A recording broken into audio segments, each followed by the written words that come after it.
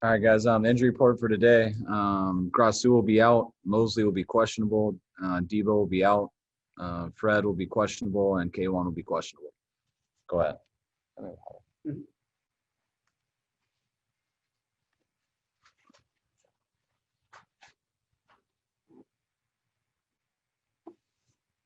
Thanks.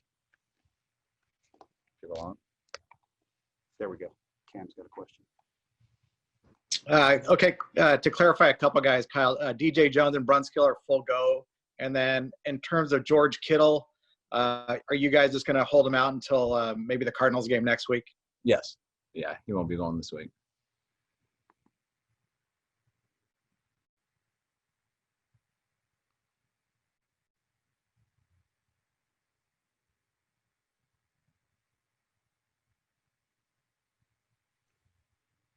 Hey, Kyle, the news that I know you guys probably were expecting this, but that you're going to be there through the rest of the season. What are you doing right now to try to get families down there for Christmas and the protocols and all that kind of stuff? I mean, that didn't change anything. The day we were made to leave, we pretty much assumed that would happen. So that's why we made the decision early. We weren't going to wait for something we knew was inevitable. So we've been planning on getting our families down, and I know not everyone can do it. I mean, but anyone who can get it, we're getting our families down. I know mine's coming tomorrow, and they'll go through a testing service. So as long as that goes well, I know I personally will be able to see them Sunday night, and I think a lot of people are in the same boat. Kyle, what's your offensive line situation, specifically a right guard? I'm not going to say exactly, but I'm sure you won't have a hard time figuring it out. We got 5 guys left who have played for us before. So we plan on using those 5. And, we got 2 other guys who I think they were able to dress last week, and we signed 2 new guys off practice squad. So we'll decide on which 8 to get up. We got 2 new guys in this week from practice squad, and it'll be more about just quizzing them and stuff all the way up till Saturday night to see which one we have as our 8th emergency guy. Hi, Kyle. I think it was week 12 of 2013 when Aldon Smith faced your Washington team and had a very good performance against Trent Williams. Do you remember anything in particular about that game? And what were your memories of Aldon Smith back when he was in that 2 or 3 year prime as a pass rusher with the 49ers? I don't remember the exact plays with Aldon and Trent.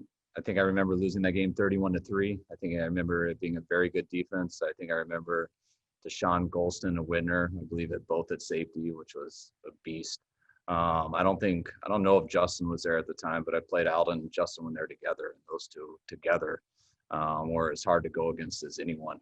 I don't know whether it was 13 or not. I can't remember, but it might have been 12. But I remember thinking Kyle was the NFL MVP that year, and then putting a freak like Aldon next to him is what made them very hard to deal with. And you still see the talent with Aldon. I'm very happy for him that he's back in the league. And that's about all I got. Kyle, along the line of questioning with the offensive line, how was Justin's school during training camp at right guard, and what did you make of his practice this week? From what I remember, we move our guys around a lot in training camp, some to get through practices and some just to plan for situations like this. So everywhere we moved school, he's been able to figure it out and do a good job. I know that's the spot he hasn't had a lot of time at, probably just that week in training camp, but I'm getting him some reps there this week.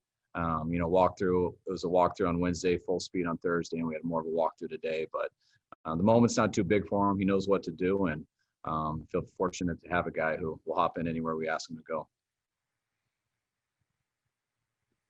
Kyle, you said you're going to quiz those guys. Do you really quiz them and kind of put them through the ringer to test their knowledge to see who you're comfortable with? No, I don't. It's not like a game show or anything. But I meant more.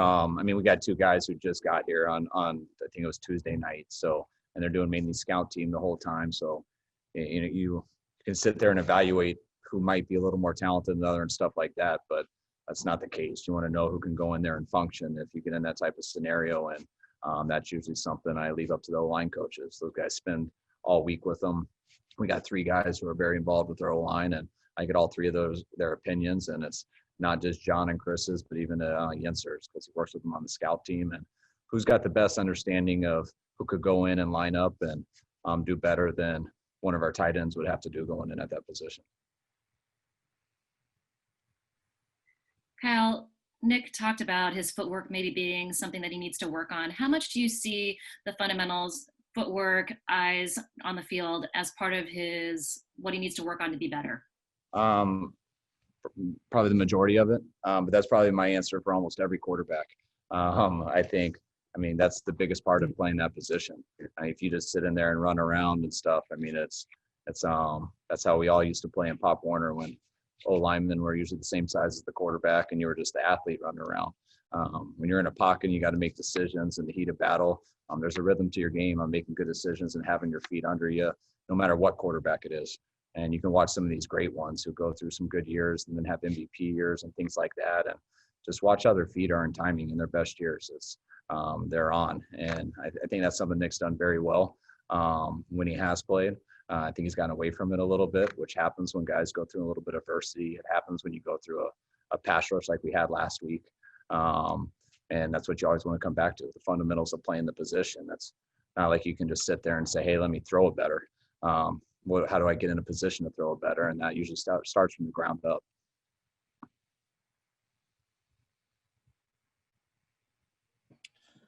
Kyle, we didn't follow up on Raheem Mostert yet. Is he good to go?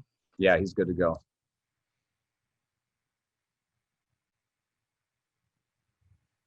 Kyle, you guys are going to have to make a decision this offseason just at safety with Tart being an unrestricted free agent. Tarvaris Moore is filled in. What have you seen from him, and do you think he's played well enough to determine whether he's a starter or not this year? I think Tarvaris has got a lot of playing time for us, not just this year. We started with him at safety last year when Jimmy missed, I want to say, like the first 3 games of the year, from what I remember. He got in as a rookie, as a corner. And I think at times Tarvaris has played close to a type of Pro Bowl type level on special teams. So Tarvaris, regardless, is someone we want on our team. A lot of guys have gotten opportunities this year as backups, like our quarterbacks and stuff. They're always trying to prove they can be starters. None of them have fully done that. But Tarvaris has showed times where he can.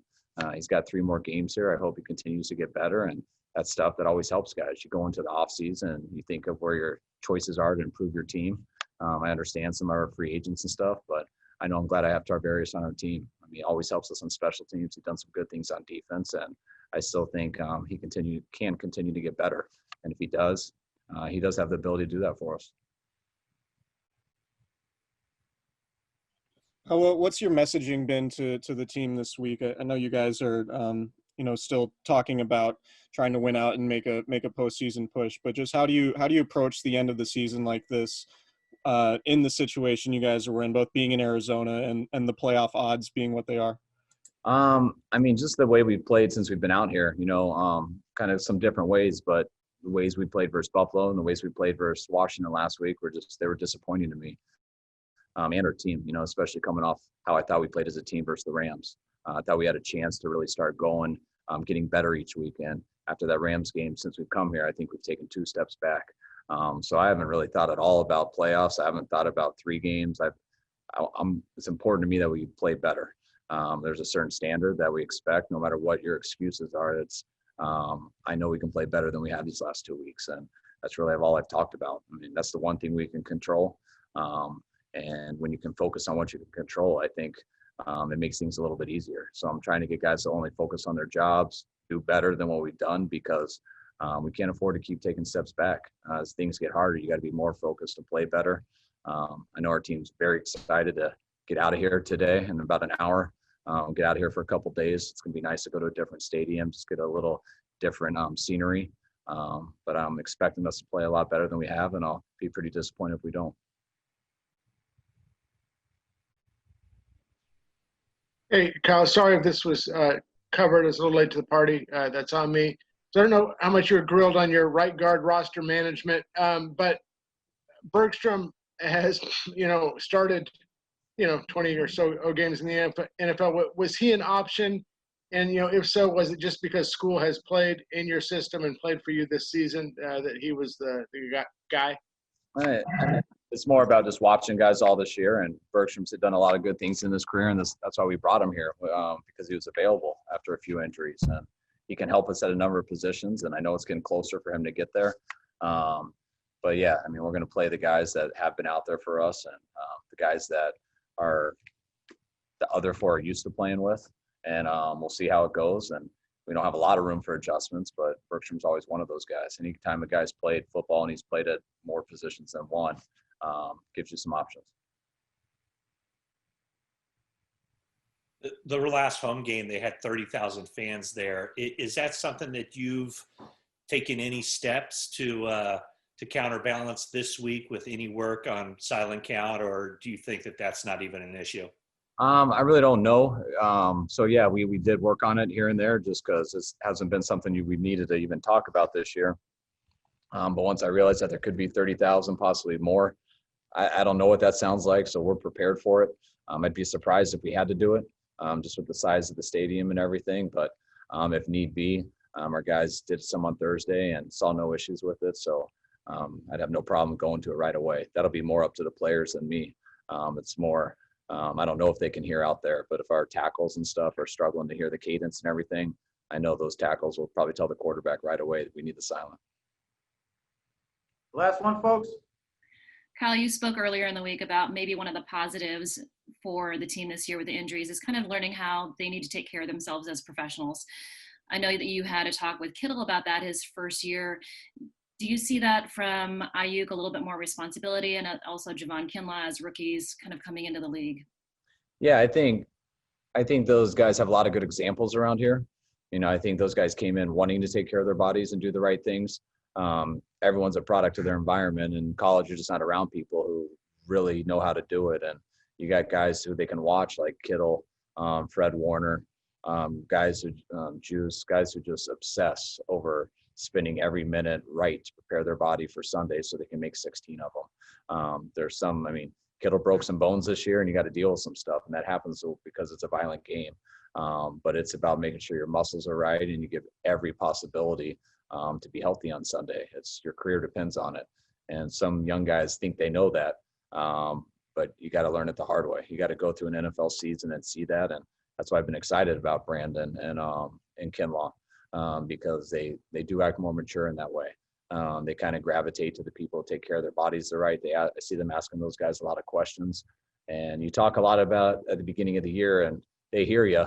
But as you get tired and stuff and you want to go home a little bit earlier, sometimes going and doing the rehab and stuff like that for a couple extra hours, or just laying on your back and trying to get things done, it gets a little redundant. But then once you get to this time of the year and you see how long it is, you're like, oh my gosh, how can a body make it through this? And you hope you learn that your rookie year. So you come back to the second year and all right, I can't just do what I've always done. I have to really do this 24/7, and I got to do the off season right, because those are talented guys we're speaking of. And when you're made of the right stuff and you have the ability, the only thing that sets back your career, your future, how you make a living, how you support your kids in the future, that comes to staying healthy. And that's everything for those guys. All right, folks, thanks. All right. Thanks, guys.